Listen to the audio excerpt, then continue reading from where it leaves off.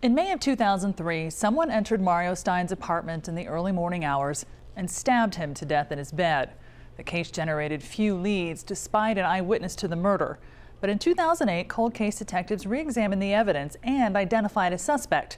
Yet Mario's family is no closer to justice. Hey, young man.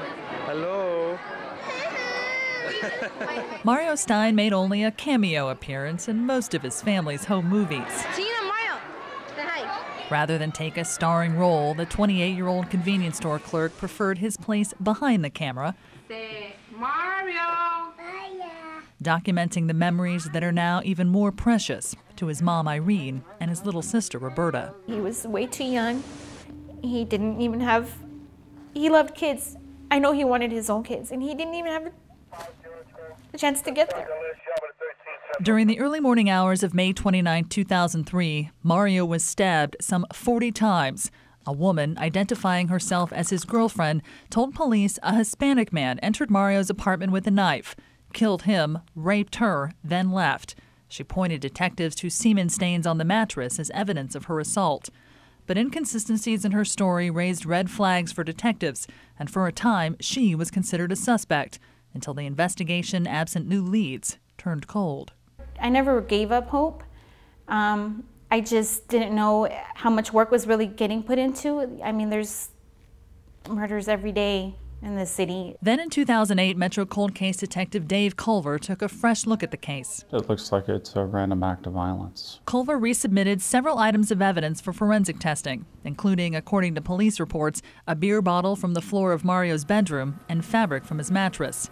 Fingerprint and DNA analysis identify the source of that material as Miguel Flores Duarte, a Nevada ex-con serving time in an Arizona prison. We talked to him at great length, but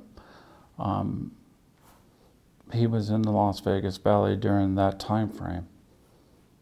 And that's what we do know. According to police records, some 2 days after Mario's murder, barely a mile from his apartment, Flores Duarte kidnapped his own daughter at knife point.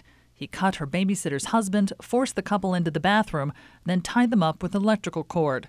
Flores Duarte served 6 months in jail and was subsequently deported. Investigators say Miguel Flores Duarte showed up at his ex-wife's apartment. A month later, Flores Duarte returned to the U.S. illegally to again kidnap his child.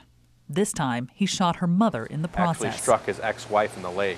A manhunt by Phoenix area law enforcement resulted in Flores Duarte's arrest and conviction. His earliest possible release date is November of 2030. Is he your guy? I'm pretty confident that he's the person that's our guy, yeah. The Clark County District Attorney's Office filed murder charges against Flores Duarte in 2010, but the I-Team has learned the office has not moved to extradite him.